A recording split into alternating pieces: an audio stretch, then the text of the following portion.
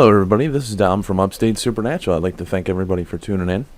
This week we have an interview with Jen Anderson, who also works with liveparanormal.com.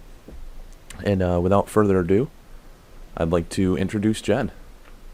Hey everybody, it's me, Jen Anderson. Hi out there. How you doing, Dom? Good. Busy day for you? Been pretty good. Thank you for having me on your show. I'm happy to have you on here. I was actually with Scott yesterday. We were on Skype for quite a while, going through evidence. But first question I have for you is if you could let everybody know your name and is there a group that you also work with outside of doing the stuff with Live Paranormal? I actually am affiliated with a group out of Gettysburg called New Breed Paranormal. We haven't done a whole lot, I would say, probably in the last 2 or 3 years, but I've kind of been busy traveling with Live Paranormal and doing the SuperCon and doing investigations with Rob and Nikki Paranormal. So, yes, I am affiliated with the team. They're the ones that took me under their wing and showed me how to use the equipment and do reviewing of EVPs and evidence, so I want to thank them for letting me be part of their team. And then, how long have you been within the paranormal? How long have you been investigating within the paranormal? Investigating probably only a couple of years. I have had many experiences before then. I used to live in a house that was haunted. It was a rental that I had rented, and just things would happen out of the normal, like I would have a shelf that these little votive candles would fall off of, and trust me, I checked the shelf. If the shelf wasn't loose, I'd just be sitting there, and all of a sudden, they would fly off onto the floor, or the television would turn it on and off, and everybody's like, oh, that could be interference. But trust me, it wasn't, because when I get really ticked off, and I'd be like, all right, cut it out, because I'm trying to watch a show, it would just stop. So, it was never anything malicious. It kind of just piqued my curiosity into delving into the paranormal more. And that's when I actually got a hold of, I was out there searching for a group and talked to a couple people. And this one guy approached me and was like, hey, we're willing to teach you if you're willing to learn. And so I did. And I mean, just so you know, when I was learning, though, we didn't just go out right on investigations. I mean, I basically went up there several times, many times, and we just did mock investigations just so, I learned to use the equipment properly, and that I was, making sure that I was learning not to whisper, to make sure that we were using our regular voices, just things like that. Things that when you're first investigating that you might kind of screw up on, and I'm not going to say that I don't here and there screw up, but I try to remember what I'm doing and to tag things and to say, hey, that was me, that my jacket just made a crackling sound or whatever. Well, those are very good tips. For what was the stimulant that kind of caused you to become interested within the field of ghost hunting? Everybody kind of has something that happened to them that kind of drew them in. It's when I'm going to start way back when I was young. When I was 12, my father passed away. And one night, right after his passing, I heard footsteps, and there was this favorite, it wasn't a leather, it was a pleather recliner that he used to sit in. And when I heard footsteps and I heard somebody sit in the recliner. Well, I was young. It kind of creeped me out. And I didn't really say anything. I didn't get up that night and say anything. And it just so happened the next morning, my mom and my sister and me were sitting at the table, and they were like, did you hear anything last night? Did you get up last night? And I was like, no. And they were like, neither did I. And they all heard the same thing. So it kind of was like a confirmation that, hey, I'm still here. For us, it was kind of a good feeling, even though it was creepy at the age of 12. I didn't understand it all the way. And then I guess it was probably about 3 or 4 years ago, we had a good friend of the family pass away, and I always admired her grandfather clock. And I hope this isn't too boring, but the grandfather clock never worked. and she said that, it's been years, she had it worked on, but it stopped working again.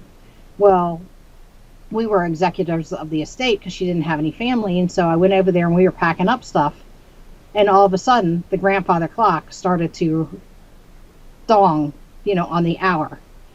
And me and my mom were over there and we just kind of looked at each other, and I was like, wow, this is kind of weird, because, and ever since then, the grandfather clock has worked. So, and I inherited that grandfather clock, so I have it in my house now. But, so that kind of piqued my curiosity. And then growing up, I was kind of like the awkward child. I kind of like, I don't know, I never stuck with like one group. I wasn't in a clique. I kind of like hung with everybody, but I was kind of like the weirdo. And so I guess when it became more acceptable to really say, hey, I believe in this stuff, when some of the shows came out, I'm not saying I did it because the shows were on TV, but it was more acceptable in society now to say, hey, yeah, I believe in this, and I'm going to go further. I'm going to start investigating this, because it's always piqued my curiosity, and now I'm not going to be like the super weirdo. Yeah, I definitely was kind of the same type of person in high school. I mean, I everybody knew me, and I kind of knew everybody.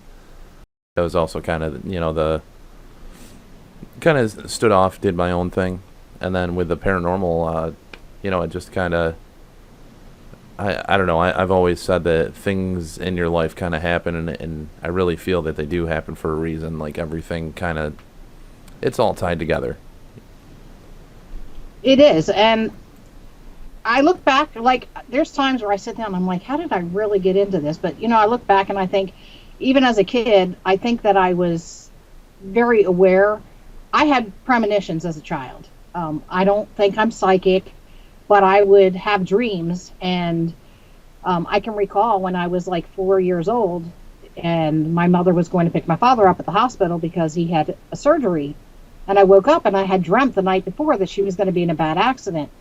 Now, I went everywhere with my mother because I was like a mommy and daddy's girl. I was the youngest of the family, so, basically I never refused to go anywhere because I knew somewhere in that trip there was chocolate pudding waiting for me, and that was like my favorite dessert. So I know it's silly, but I went everywhere, and I told her, I was like, no, I can't go with you. And she's like, come on, we got to get ready. I'm not kidding. And I was like, no, I'm not going with you. You're going to have an accident. She goes, how many times have I driven to the hospital? And I haven't had an accident. I said, no, I dreamt you're going to have an accident. And she actually had to make me stay with a neighbor because I refused to go. And that day, she got hit by a tractor trailer that jackknifed and rolled her station wagon. And had I been in the car, I probably would not have survived because we didn't wear seatbelts back then. Right, yeah, it wasn't sanctioned by law that you had to. At least in our state, if you don't have a seatbelt on, it's a ticket.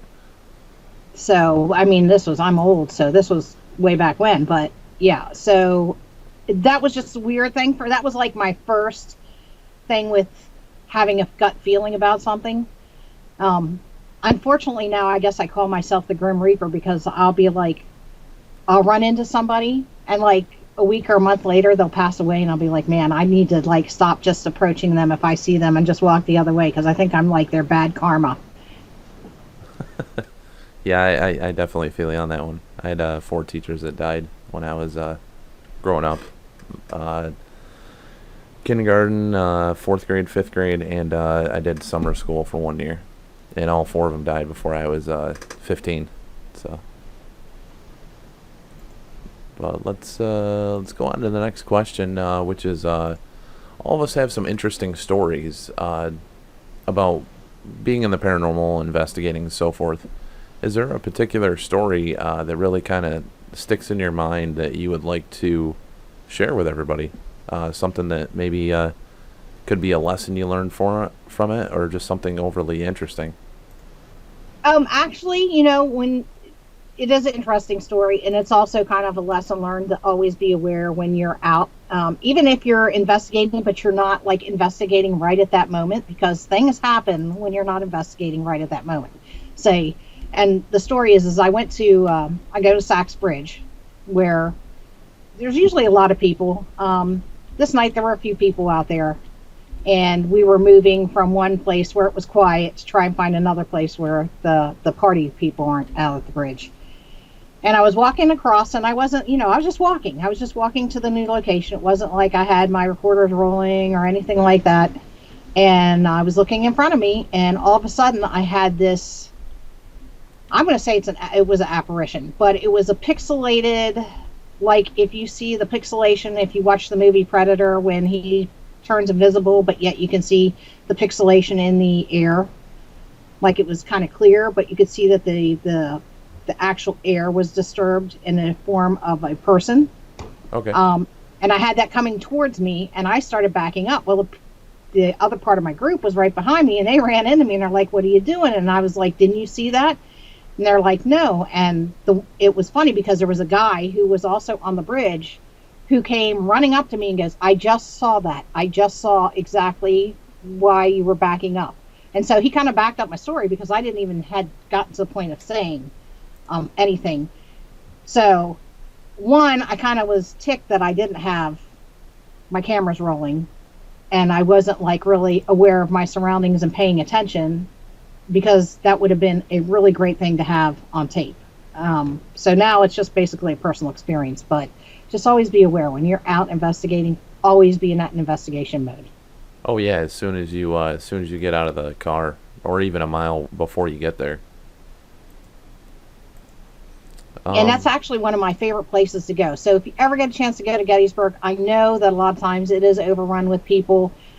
If you can get to a place where it's kind of quiet, or go during a time like now, if I go to Saxbridge, well, shouldn't use this because it's oddly warm for December, but usually I would go in December and it's cold out, and people do not want to be on that bridge when it's cold out. So I would bundle myself up and go out there and do investigations when it was really cold and there was nobody out there but me in the moonlight and, a couple of the investigators from the team.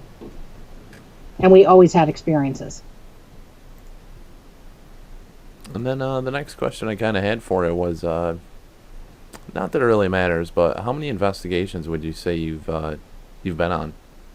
Ooh, God, in the last 2 years alone with Live Paranormal, I could tell you it's probably been at least 10 or 12, and then probably 5 or 6 before that. I mean, we didn't do a whole lot because a lot of times they would do home investigations. Mm-hmm. And it's hard to kind of get somebody to go in your home, especially, you want to always make sure that you're telling them, if you're doing a home investigation, that you could be stirring stuff up and it could get worse before it gets better. So, but yeah, I've been on quite a few since I've been with Live Paranormal. And then during an investigation, a lot of investigators, and I really have honed in with this show to try to help individuals learn, what real investigators are doing out in the field. With all the TV shows, you do see that, and I'm not saying that they're fake, but there's a certain entertainment value that you see in them. So I mean, some of the equipment, or even just how they do the investigations, I'm hoping with the show, it kind of gives a little more illumination of the reality, the dangers, or what really entails going into the paranormal. The next question I have is, during an investigation, is there certain equipment that you prefer to use? Certain equipment like voice recorders or camcorders or K2 meters or stuff like that you prefer to use? I'm old school. Okay, that doesn't mean I don't like the new equipment, and some of the new equipment I actually do like. Do I have it myself? No, but I do have recorders that I run all the time, and I not only have a digital recorder, but I bring my analog recorder, tape recorder with me. So I usually run both of them, and just compare and see if I have one on one, do I have it on the other, vice versa. And when I actually first started out was the first year that I really got into investigating. I got a good tip, and it was from John Tenney. And, we used to talk. He used to do like Skype sessions, and we would talk back and forth. And he said, really, the main things you need on an investigation, and I'm not saying if you're going out there and doing it for television or, for TV, but the main thing you need is a watch, a pad of paper, a pen, and if you want to add a recorder and a camera, that's great. But most investigations, the majority of investigations are going to be based, your evidence is going to be based a lot of on personal experiences, and hopefully you have some evidence to go along with that personal experience. I have found out that most of the time you have a personal experience, and unfortunately, you don't have anything on your tape recorder or anything on the camera. But main thing is just, one, don't go out and destroy property. Be respectful. I'm never disrespectful. I've had people say, "Oh, you're mean," and I'm like, I'm mean because I said I don't think that you can do this, because I'm trying to provoke them a little bit, but I'm not trying to be disrespectful when I'm provoking them. I'm not trying to be. I try to think of it as being a family member of mine, maybe, and not wanting to be disrespectful to them, because I wouldn't want anybody to be disrespectful to them either. Right. I mean, I can see that where I'm not sure you can do this. Could you try to prove that to me, that you can move this or do this? I can see that. Yeah, and I've actually had somebody say, "Oh, you're mean. You talk mean." And I'm like, I don't think that was mean. I think I was just saying, "Hey, I don't believe that you can do this." Just kind of maybe getting them to use all their energy, if they're there, to try and do this, to prove me wrong. What do you find to be the greatest part of doing an investigation? And a lot of the questions I have is actually from talking to other investigators, and even my own personal life of investigating. I've seen it numerous times where individuals, they like to go out and do the hunt, and then you have the other side of the coin where they only really like to go through the footage. It's really rare to find people that are actually highly interested in doing both, actually. I like to do both, but to be honest, I love. It's weird because most people hate this. I love to review EVPs. I mean, if you have hours and hours and hours that you need listen to, I'm the person to put the headset on, and I will listen to them for days at a time sometimes, and loop them over and over again if I can't figure something out, just to see if there's anything on there. I do like the investigating part, not so much always being on camera, because I don't know, I just kind of don't like seeing myself on camera. But other than that, yeah, I think I like to review evidence, and I like to review more of the EVP evidence, which, like, again, I said, most people hate doing because they say it's so tedious, but I actually like it. I definitely find a certain joy out of it when you're going through it and you remember what you said, what you heard, and then all of a sudden you're like, what was that? There's a certain joy, a certain thrill that you get out of it when you get that capture. Now, I've had many of, like, I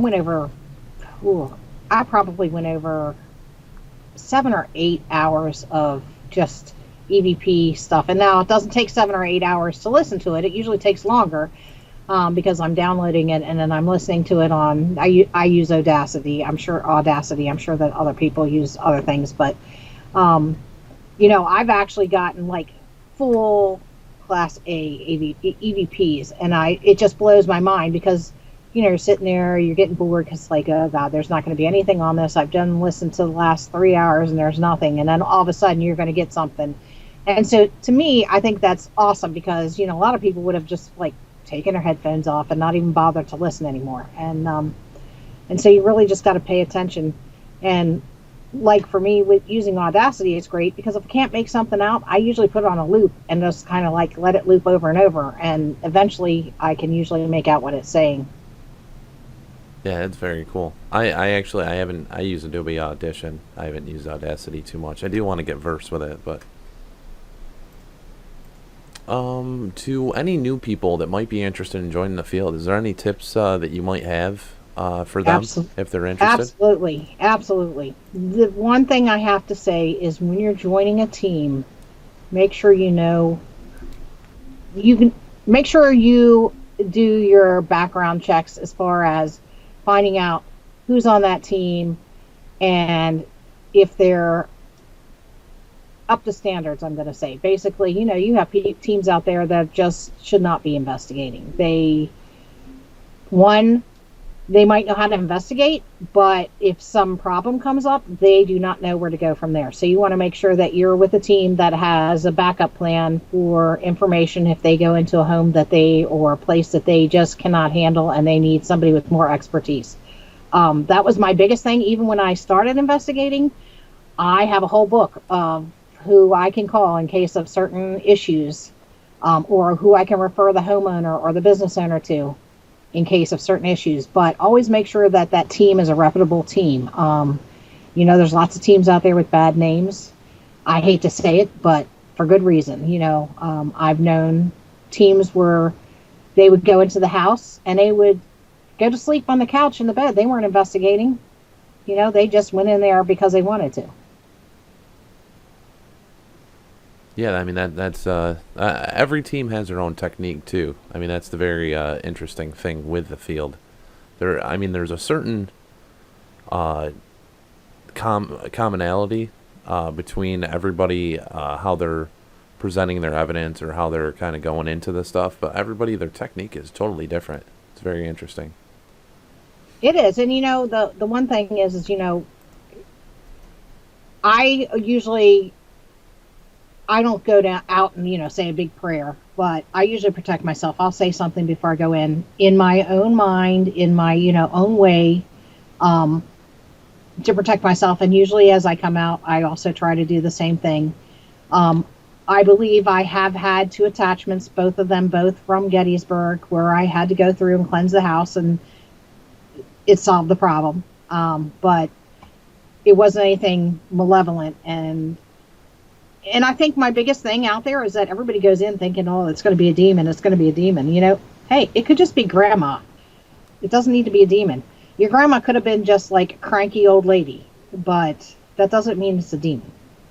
Or she could just be sitting there playing solitaire and you just took her away from her game. Exactly.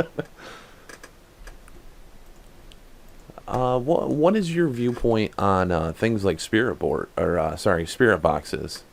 I do a bunch of shows with them, and I'm always curious to ask other investigators kind of what their viewpoint or what their opinion is with the spirit boxes. I've seen spirit box being used, and they work for the people using them. I have not had a great run with getting responses on a spirit box. That's just me personally. I also am the type of person that sometimes I feel when I walk into a room where there's a lot of activity, the activity dies. Now, I don't know if that's because I have this strong personality, and that maybe that carries over into the spirit world and I scare them. But spirit boxes have not ever worked for me. Now, but I have seen them work for others. So I think it's great. It's a great tool. If the tool works for you, use it. That's what I say, because it may not work for somebody else, but it may work for you. And then, the next question kind of goes, almost the same route is Ouija boards. What's your viewpoint or thoughts with the Ouija board? To be absolutely honest, I never used a Ouija board until I went to WouijaCon, and I actually used a Ouija board, and I'm not hooked. I'm not like obsessed that I have to use a Ouija board, but I don't think I would not use a Ouija board. And, I listened to somebody say one time, and it really made a lot of sense, because I was like, well, I don't know, you hear so much about it letting demons in and stuff like that. But really, when you're sitting there doing an EVP session, do we really know who we're calling in? Do we really know who we're speaking to? I think the only different connection is that we don't have our hand on a planchette, It's a recorder sitting there. So, excuse me, I don't see a problem with the Ouija board. I wouldn't use it for like calling in demons or anything like that, but I don't think it's going to be any different than if I'm talking to a spirit via EVPs. Right. I still can't tell you if that's who it really is. I can just tell you that's who it's saying it is. And then, this is a little bit. Have you dabbled a little bit with the Ovilus or like applications that are out in the field, or not too much? Yeah, use the Ovilus, a couple of the other ghost box. In fact, Nikki Paranormal, she has a cult-based box, which we've used. Like I said, I just never seem to get a good response on it. My best responses are on a recorder. I tend to get answers to questions when I'm using the digital recorder over one of the other spirit boxes or Ovilus or um, other types of equipment that are out there. Now, I do know that there is a whole lot of new stuff coming out, or has just come out, that I have not used. So I will probably give it a try. Some of them are apps, and I will probably give them a try and see if I get any better responses from that. I am up to using whatever I can get a response from, and it seems to work for me. And then what? Everybody loves the meat and potatoes. What would you say you feel is the worst thing that you have ever came across within the paranormal?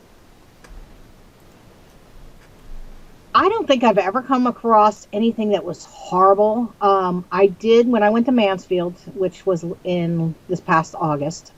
There was a hallway that I went through that just gave me the heebie-jeebies. Now, I don't get the heebie-jeebies that often, and it was funny because I didn't know anything about this hallway, but every time I walked through it, I was like, I just wanted to go through. I just wanted to get from one end to the next and not worry about it, just because it gave me the willies. And then at the end of the night, it was funny because the girl that came down that worked at Mansfield as a tour guide said that that was the hallway that she actually got pushed in. So I didn't have an experience. I just kind of got the feeling that whatever was there wasn't on the friendly side. But again, was it demonic? No. But was it probably on the meaner side? Probably. And I haven't had any dark experiences. I've never had really anything nasty happened to me. I've heard something nasty on the phone while I was talking to somebody, but never nasty happened to me. And then I love asking this question. It stumps a lot of people, but I really think a lot of us as investigators should think on it, and I almost think that all of us already know our thought with this. But what is your theory of why or how ghosts exist? A lot of people say that they exist because they have unfinished business. I think that might be true to some. My biggest thing is I'm kind of on the spiritual side. So I really believe that your loved ones, or the ones that you are close to that have passed on, have the ability to know that when you need them the most. I think that they can still feel your emotions even though they're on the other side. And I believe that they can still cross that plane to kind of contact you in a way or let you know that they're there. I don't know if that's true. I don't have any way to measure that. I just know that there are many times that things happen in a time of need that kind of console me, from the other side. Basically, I'm going to use another example. When my son was in the Army and he just came out of boot camp and they were sending him directly to Iraq. And it was Thanksgiving and the family was all here together. And I have a picture of my father on a magnetic picture frame on the refrigerator. Now that frame has never come off the refrigerator. That night, that picture frame fell off that refrigerator with nobody standing by it 5 separate times. And I had to keep picking it up, put it back up. To me, that was kind of like, he knew that I was worried about my son going to Iraq. And to me, it was kind of like his way of saying, it's okay, I'll be with him. I'll be there with him. Some people say, oh, that's just because that's the way you're dealing with it. But I don't believe so. I think that is the way of the people that you love from the other side saying, I know that you're emotionally distraught or emotionally upset at this time, and I'm going to let you know that I'm here. That's really cool.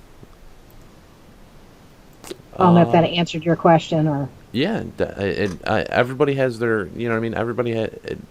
it's the best thing about within the paranormal is a lot of people do have different views, and individuals can work together with those different views. Because we all come from different walks of life. We all come from different religions, different family backgrounds, different work backgrounds, and everything.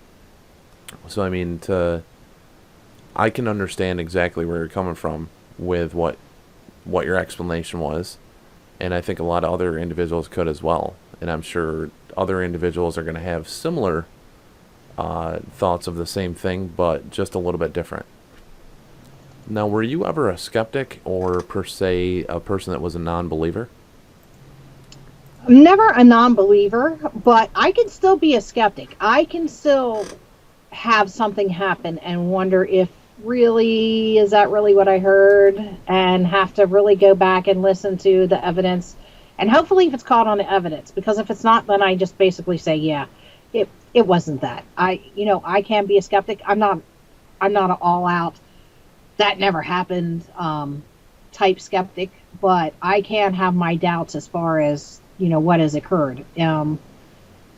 And sometimes it just goes back because I used to be a police officer. I think of just having to have that evidence to show that that's really what happened, and not being. My big thing is you're always going to hear me say, I will never go on an investigation alone. Am I scared? I think there's times where you're scared, but that's not the reason I don't go by myself. One, it's a safety issue. And two, when you're alone in the dark by yourself, your senses become heightened. And that's a natural thing. They become heightened. So everything you hear is going to be louder. Everything that you see is going to be more, you're going to pay more attention to it because you are by yourself. That is a way of us as humans to protect ourselves. And I just think that when we are by ourselves, a lot of times in the dark, we tend to hear more. And sometimes it is nothing. And sometimes it is a creak in the floor that just happened because of temperature change.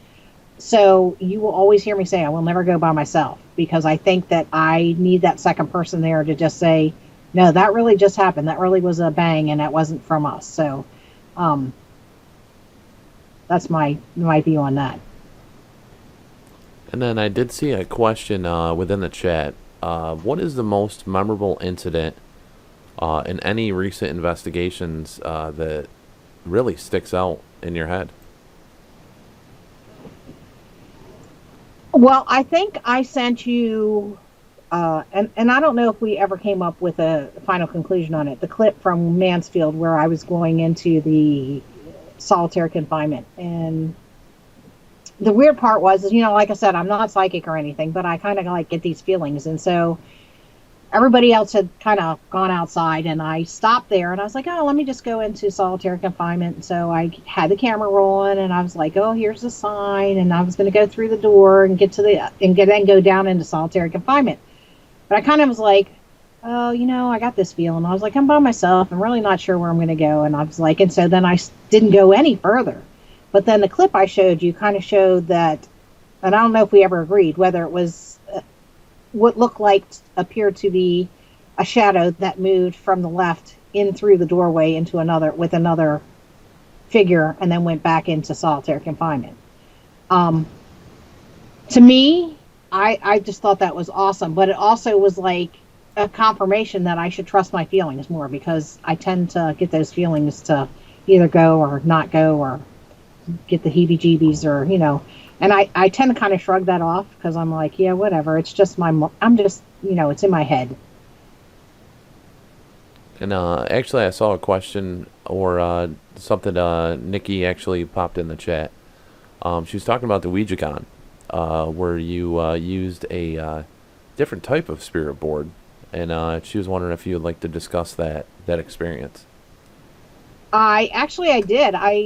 There was another spirit board, and actually it was made by Barry Strom out of Pennsylvania, and apparently his spirit guides gave him the information to make the spirit board. And I actually, instead of planchette, it's basically like the letters are in a circle. It's different. It's square, and its letters are encircled, set up differently. And you use a crystal glass, instead of a planchette. And it actually answered all my questions that I asked, which it didn't freak me out, because I was kind of glad, because I was asking about my dad and stuff like that, who had passed on. And I've always said I'm good. He makes these spirit boards and sells them, and that's my one thing. I am going to buy that spirit board for myself, but as of right now, where I'm living, they are kind of freaked out by that stuff. So if I do, I have to put it away until I move into another place. But And then actually, we've been asking this lately with almost all the different guests with the interviews. What's your bucket list? What kind of places would you be highly interested in trying to investigate? Oh boy, do I have a bucket list. I think the first one on my bucket list though would be the Stanley. I would love to go to the Stanley, but I would love to go to the Stanley without having 100 people running through the Stanley. I would like to go to the Stanley and just like stay there for a week and do my own little investigation, and be able to go to these areas in the hotel and set up. Unfortunately, what happens when you have all those people running around is you get contamination, and then again, there I can go back to my skepticism and say that I would probably toss a lot of it out due to contamination. But the Stanley is one, and then I think I'm not sure that I have a specific place, but I would love to go to Ireland and just take like 2 weeks over there and go through some of the castles and do investigations there. There is a lot of places on my bucket list to go, but I could tell you the Stanley is among the top, and then I do want to go to Tombstone. And I know people are like, "Oh, I'm in the Tombstone. I didn't, it was no big deal." But I just have this draw that I want to go to Tombstone. I think it would be a really cool place to investigate. And then Nikki actually asked, do you have a spirit guide or a spirit animal?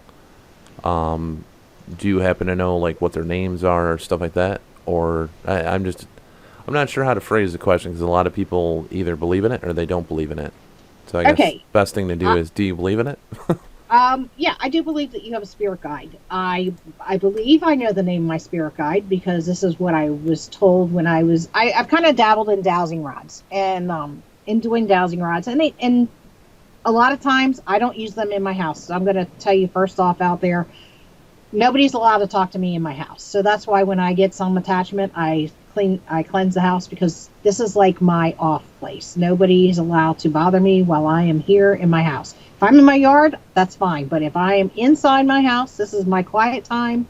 I don't want spirits bothering me unless it's an emergency in my house. But I'll take my dowsing rods outside, and actually West Forsyth is the one that kind of got me interested in dowsing rods and taught me how to use them, and so I found my spirit guide through there, which her name is Isa. Her name is Isa, which is an odd name, but that's her name.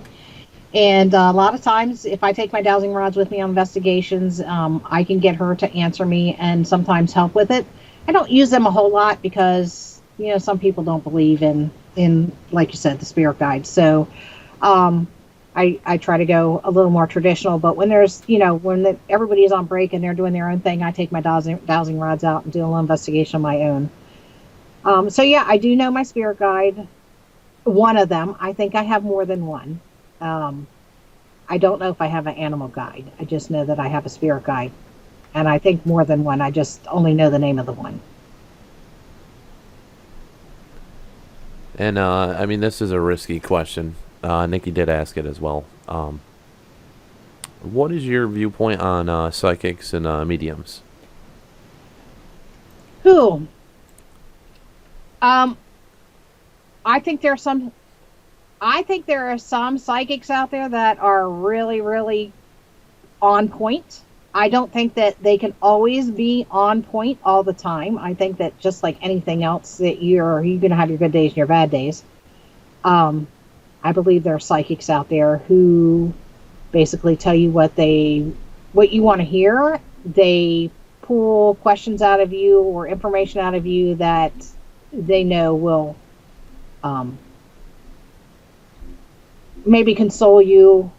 So I think I do believe that their psychic abilities. Like I said, I've had premonitions, I've had dreams, so these aren't things that I've made up.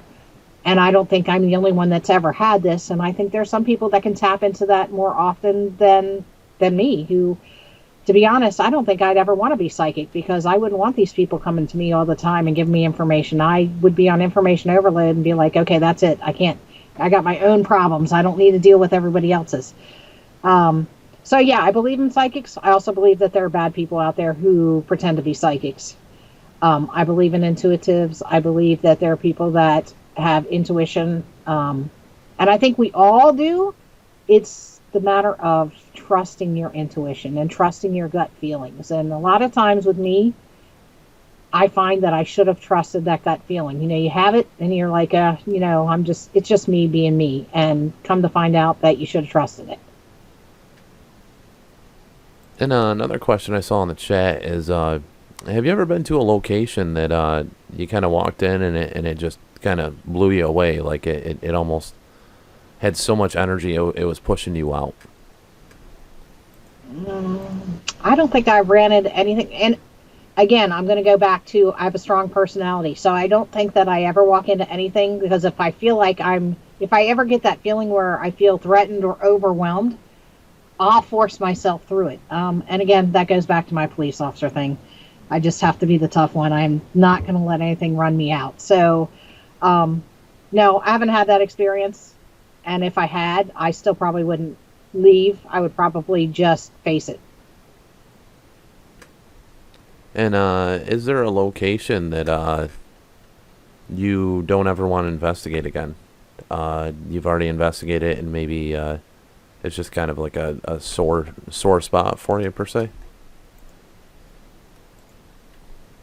Let me think. I don't think there is. I don't think that I've gotten to the point where, there's some places where I've gone to several times and kind of gets to be repetitious. Not that I dislike the place. I actually have gotten great evidence from it, and I'm not going to name it. It's just, you get to do it so many times. It's like, okay, I think they're probably getting as sick as me as I am going there. And have you had the opportunity to investigate kind of all around, or you've been kind of centralized close to where you are, is one of the questions I saw as well. Basically, I have not done any of the West Coast. I haven't, between here, Pennsylvania, and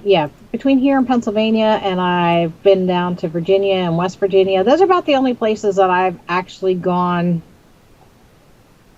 Yeah. Oh, and I'm sorry, in Kentucky. So, yeah, basically that's the general area that I've been to. I have not gone out west, which, again, that's on my bucket list, because the Stanley is in Estes, Colorado, and then Tombstone is in Arizona. And so there are places I would like to go, but I work retail, so sometimes it's very difficult for me to get the weekends off and go.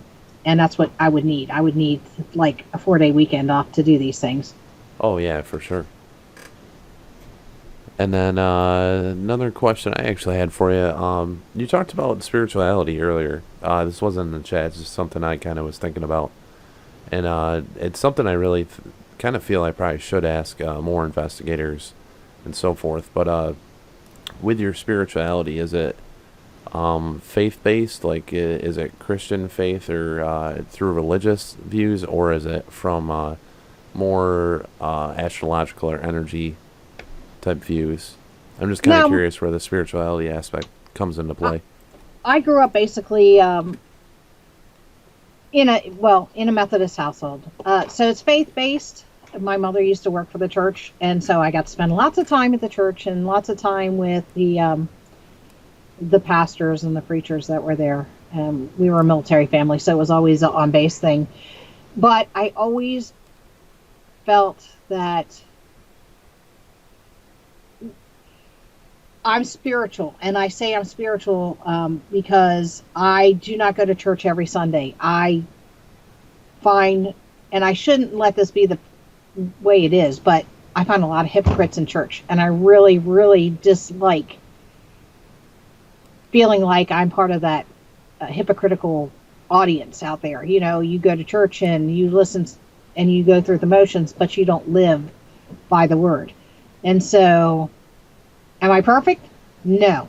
Do I try to be good? Do I try to do good things? Most of the time, yes. If you're going to be an ignorant SOB, yeah, I'm going to tell you off just like anybody else would. I look at it this way. God knows I'm not perfect, and he's going to love me the way I am. He made me the way I am. But yes, I'm spiritual on a faith-based religion, but not a religious person as far as going to church every Sunday. And I did see a question there, and actually not too many of the investigators have been asked it. Do you believe in aliens? Aliens, not my big thing, but do I believe? Yes. Do I think that we are the only intelligent life form out there? Absolutely not. I don't want to meet one, not unless they look like Paul from whatever that movie was. I think it was Paul, wasn't it? Was that what it was called, Paul?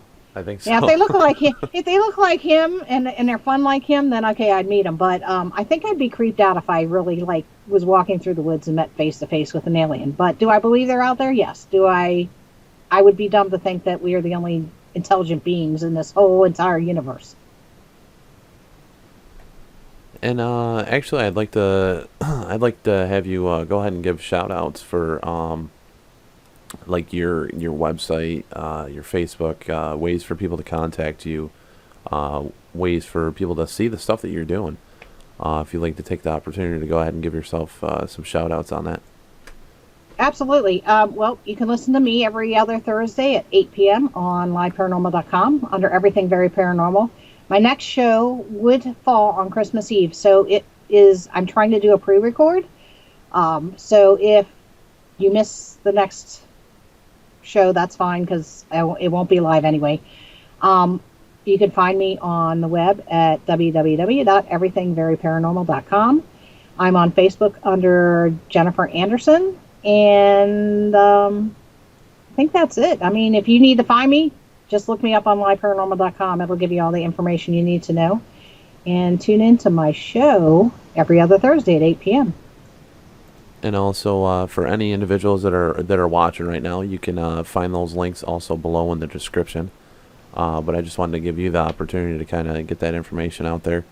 Do you have any upcoming projects or upcoming things that you'd like to give a shout out for as well? Like maybe any new projects or ideas coming out? No, I'm working on, and I have been working on. I'm really behind on getting my guests for my show, only because work has been driving me crazy. And once the holidays are over, retail's crazy during the holidays. So once the holidays are over, I'm trying to change my format a little bit. I'm not sure exactly how I'm going to do it for my show. Investigation wise, Live Paranormal apparently they have to nail down some finalization dates for investigations that we'll be doing in the Erie area / Ohio / New York. I'm not sure exactly where. But as soon as we get the information for that, that'll be posted on liveparanormal.com, or I'll be running it on Facebook. And I also have a Twitter account, which you can find me under Angel Eyes on Twitter. And I'd like to thank everybody for tuning in tonight for another episode of Interview with the Ghost Hunter. And thank you so much, Jen, for coming on and doing the show. I had a lot of fun. It was very interesting and such a great opportunity to let everybody get to know a little bit more about you. And hopefully more people can get on here and, kind of share their story as well. Well, thank you for having me, and I hope I didn't bore anybody out there too much tonight. And I appreciate you having me on your show. Absolute honor. I honestly had a spectacular time talking with you. So, great, same here. Everybody, thanks again for viewing. You can check out Upstate Supernatural's YouTube channel, which we have new episodes of Interview the Ghost Hunter. Occasionally, we try to schedule them up. I try to do about 2 to 3 weeks in advance if I can. And then we have our show with liveparanormal.com on Thursdays, 10 p.m. to 11 p.m. Live on YouTube, live on Live Paranormal. The only way you can chat is going to LPTV chat, chatting with us live during the show. And then Spirit Box Weekly is live every Friday, 10 p.m. to 11 p.m. Even if I think Christmas Day, I'll be doing Spirit Box Weekly. Doesn't matter if it's a holiday, I'll still be here. So everybody have a great day, and I hope everybody had a beautiful weekend.